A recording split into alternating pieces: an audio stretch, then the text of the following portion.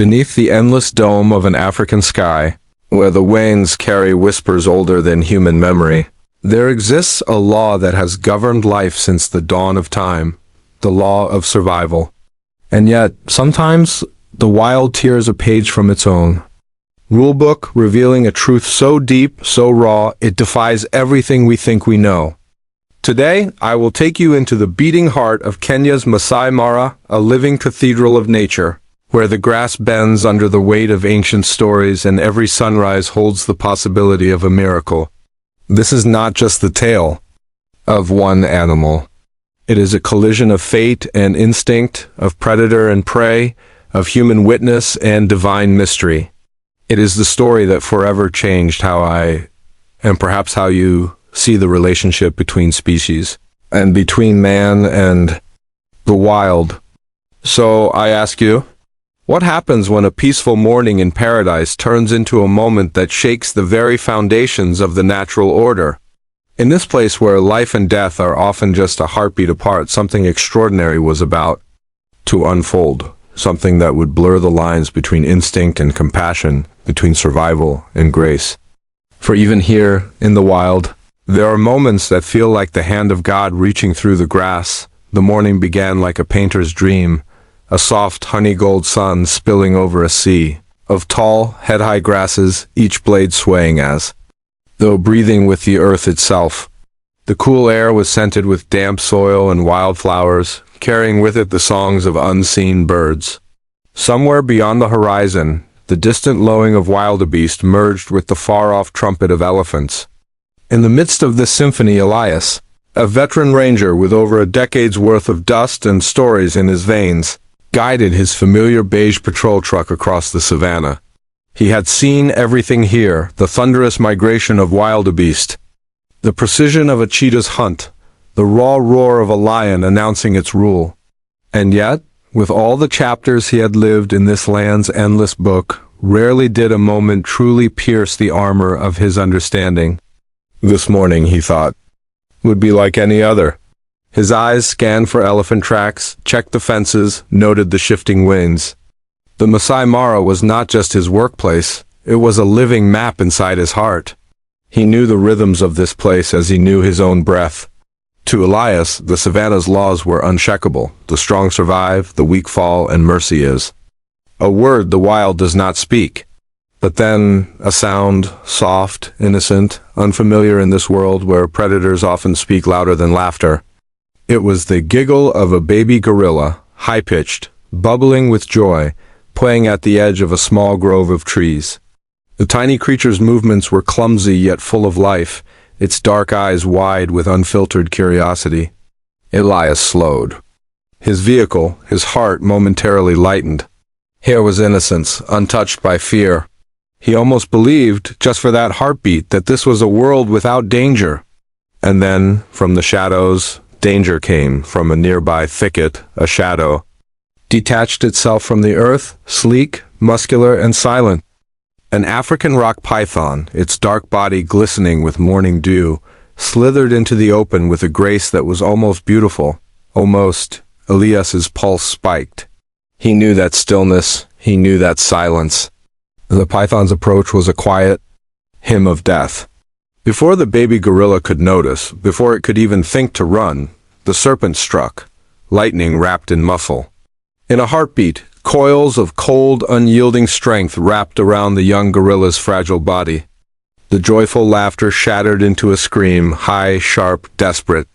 Its small hands clawed at the air, eyes wide with a terror no child of any kind should ever know. Elias froze, his chest tight with a helplessness he had not felt in years.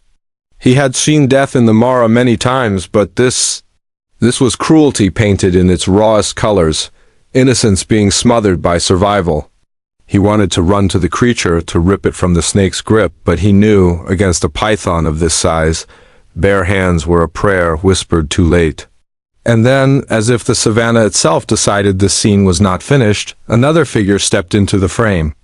From across the plain, a male lion emerged, mane blazing like fire in the sunlight, eyes fixed on the struggle ahead. Elias's breath caught. The lion was a hunter. This could only end in more blood.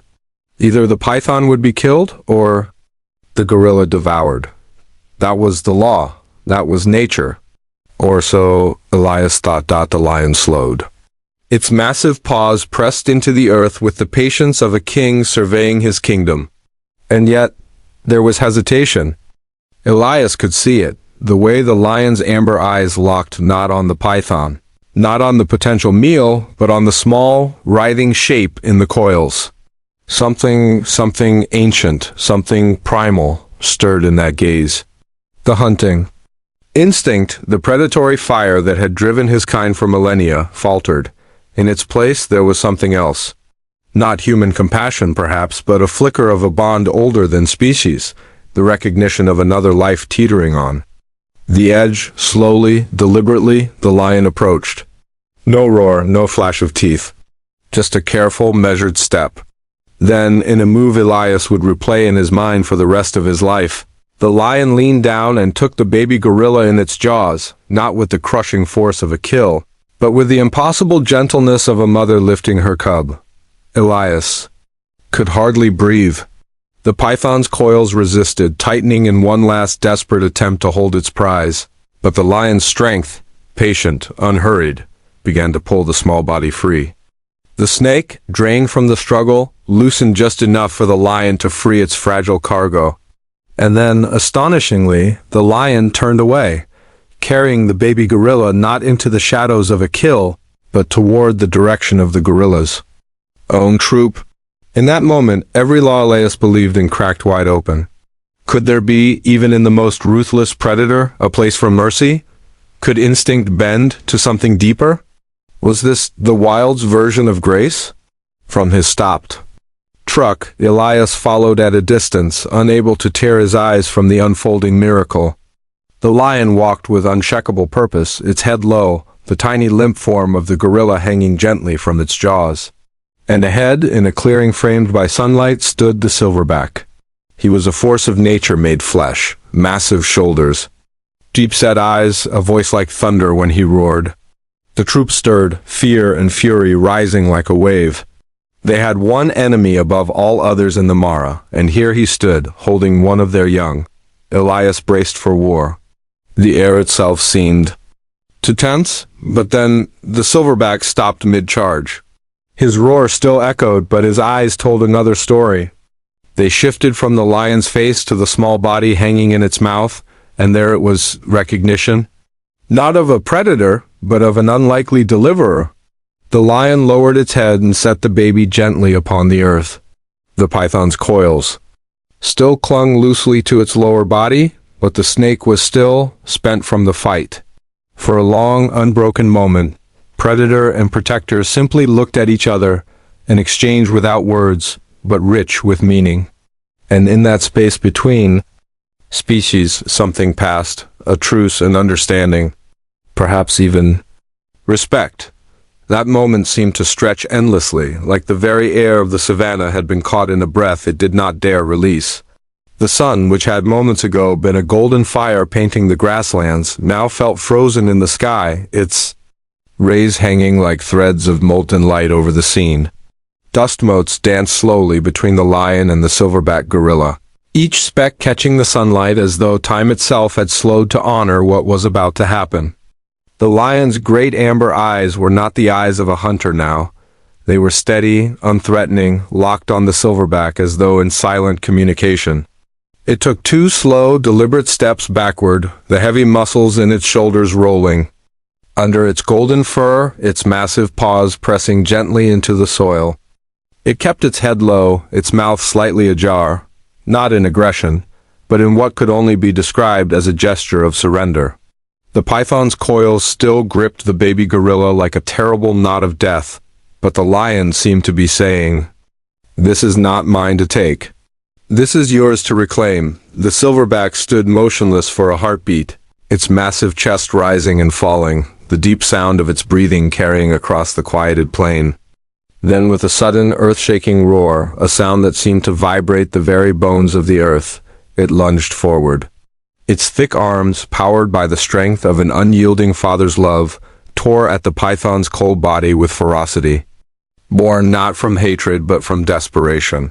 The constrictor thrashed, its scales flashing in the sunlight like wet stone, but the gorilla did not relent. With a powerful jerk, it flung the python aside, the serpent's massive form hitting the grass and writhing away, forgotten in an instant. The gorilla's focus was absolute, all its world. All its soul had narrowed to the tiny, fragile body it now cradled in its arms. It pulled the limp baby gorilla against its chest and began to rock, the same way human parents instinctively sway to calm their crying children. Its enormous, scarred hands that could snap a branch thicker than a man's arm, were now impossibly gentle, stroking the tiny head with a tenderness that could shatter the hardest heart. Elias, standing beside his vehicle, felt something in his throat tighten until he could hardly breathe. His eyes, seasoned by years of witnessing life and death on this unforgiving land, blurred as tears welled unbidden. And then, a flicker. The baby's small fingers twitched against its father's chest. A pair of half-lidded eyes, glazed with exhaustion and pain, slowly opened. There was no fear in them now, only the fragile, flickering spark of life. A faint whimper escaped the little one's throat, so soft it was almost lost to the wind. Yet it cut through Lilise's heart like a bell tolling in the silence.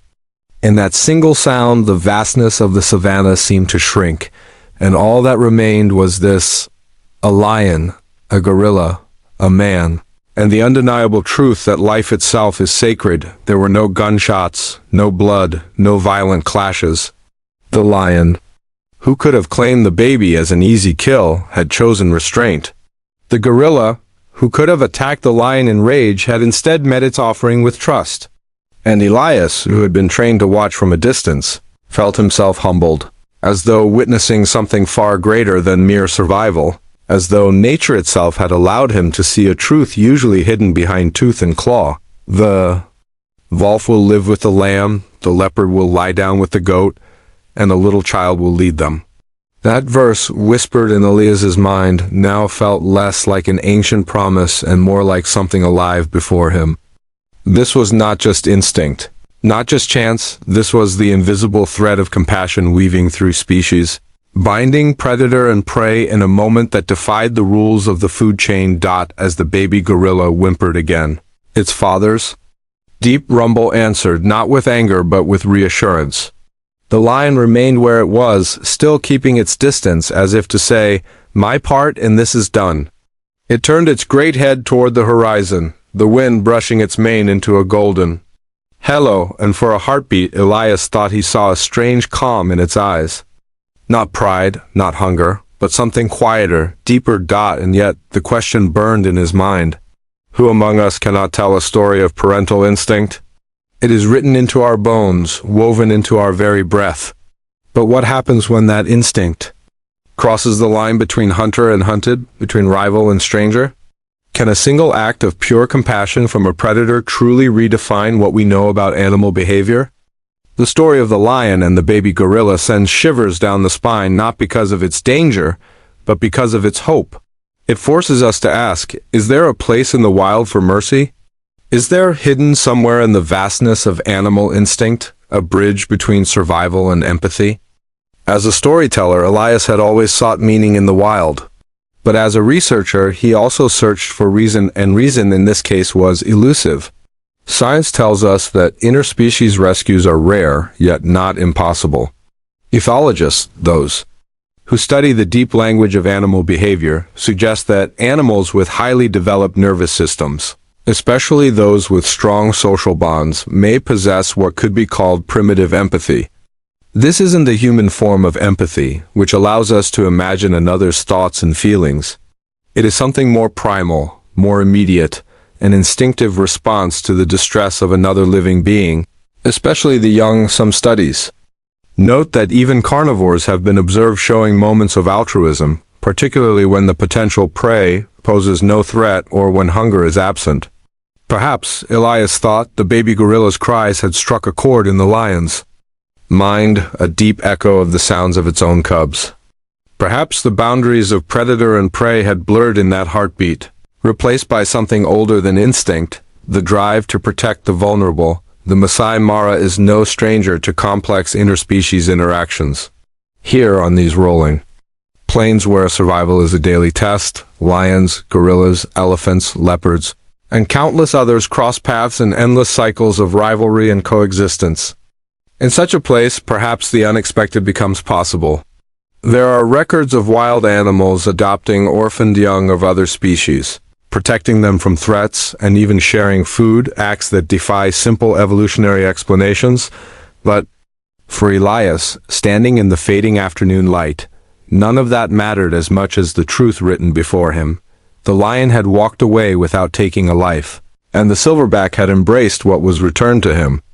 And somewhere in between them, the world had shifted, not just for them, but for the man who had seen it happen.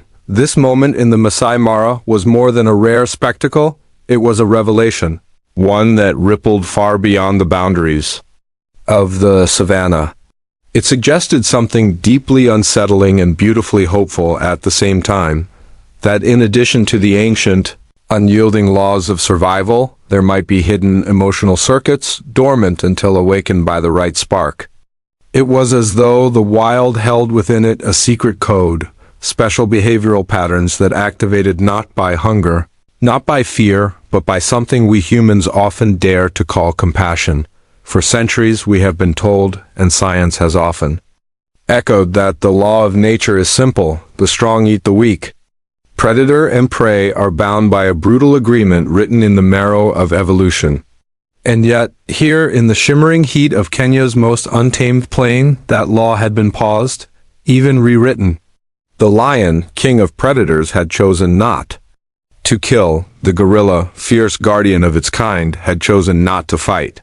And in that fragile ceasefire, something extraordinary had taken place, a moment of connection, unplanned and unforced, yet as real as the sun overhead. The Lord is good to all. He has compassion on all he has made.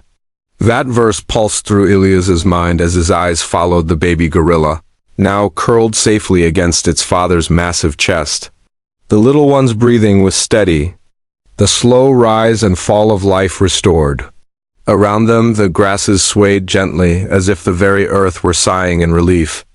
Elias's hands, resting on the steering wheel of his patrol vehicle, trembled ever so slightly. He had seen survival.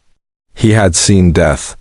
But he had never seen this empathy in the purest, rawest form, flowing between a lion, a gorilla, and himself, and he could not help but wonder, if compassion can exist in a wild lion, what does that say about us?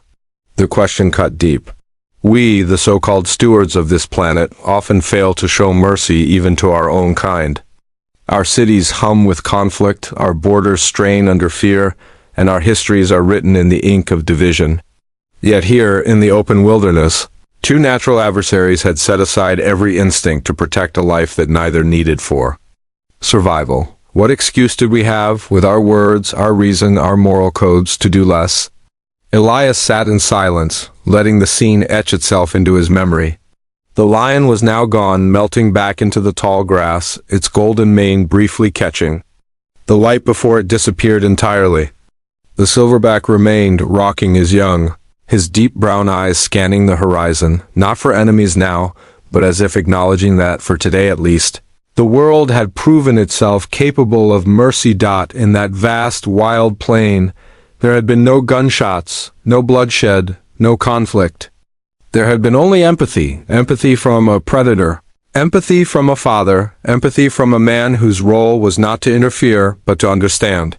Elias realized, with a weight that filled his chest, that this moment had permanently shifted his perception of the relationships between wild species, and more broadly, between humans and nature. This was not just a strange anecdote to be logged in a ranger's report. It was a reminder, sharp and luminous, that compassion, connection, and the will to protect are not the exclusive privilege of humankind. They exist everywhere, in every form, in feather, in fur, in claw, and in tooth, if only we are subtle enough to perceive them. The wild, it seemed, was not only a place of savagery, but a place where mercy still had a home. Blessed are the merciful, for they shall be shown mercy.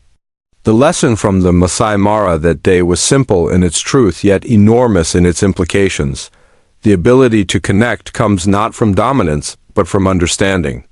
Even natural enemies can find common ground when the preservation of life takes priority over the taking of it. In the human world, where disagreements often spiral into wars and divisions widen into chasms, perhaps this was the message we needed most. To step back, to observe, to let go of the need to conquer. Sometimes the most powerful action is not to strike, but to protect. The lion could have killed. The gorilla could have fought. Both chose not to, and in that choice was a roadmap for peace, one that required no weapons, no fear, no blood, only the open heart and the courage to act on it. Elias knew he would never see the savannah the same way again. The way the lion had backed away. The way the gorilla had accepted the return of its young without vengeance. The way the baby's faint whimper had pulled three hearts, feline, primate, and human, into perfect alignment. This was more than an animal rescue. This was a wild bond, an emotional true story, a survival miracle that carried the fingerprints of something divine. As the light shifted toward evening, Elias started the engine, still glancing in the rear view mirror at the gorilla troop fading into the green-gold haze. He knew this would not be his last story, but it might be the one that changed the way he told all others. For it was proof that sometimes the greatest lessons of humanity are taught by those who are not human at all. And now, to those who would hear it, the story becomes yours. In a world filled with noise, division, and distrust, remember that even in the untamed corners of our planet, compassion still roams free. It wears the mane of a lion, the eyes of a gorilla, the quiet witness of a man, and it waits for us if only we are willing to see it. So, if this journey has stirred something within you, if it has made you question what you thought you knew about nature and about yourself, stay with us. This channel exists for moments like these. Animal miracles, touching animal stories, heartwarming animal videos, dramatic wildlife rescues, and the human and animal connections that go beyond what science can explain. Subscribe so you do not miss the next extraordinary encounter. And share your voice in the comments. Tell us, what does this story awaken in you? The Masai Mara did not just give us a rare glimpse of a lion and a gorilla setting aside their ancient rivalry, it gave us a blueprint for something greater. It showed us that, even in a world where the strong could easily dominate the weak, there is another path? A path where strength is measured not by the ability to destroy, but by the courage to protect. If a predator can pause its hunger to save a life, if a guardian can lower its defenses to accept help from an enemy, then what stops us from crossing the barriers we've built between each other? The wild does not know politics, borders, or prejudice. It knows survival, yes, but it also knows mercy when it chooses to listen to that quieter voice within. Above all, love each other deeply, because love covers over a multitude of sins. The lion did not ask what the gorilla believed. The gorilla did not question the lion's motives. They simply acted in defense of life, and in doing so, they created a moment that transcended every boundary. So let this be our challenge, to live with the same instinct for compassion that we admire in the wild. To see past our fears, our differences, our need to be right, and instead choose to protect, to connect, to understand. Because the truth is, the most powerful creatures are not the ones who take life, but the ones who choose to save it. And maybe, just maybe, if we learn from the lion and the gorilla, we will discover that the greatest wilderness is not out there on the savannah. It is within our own hearts, and it is ours to protect.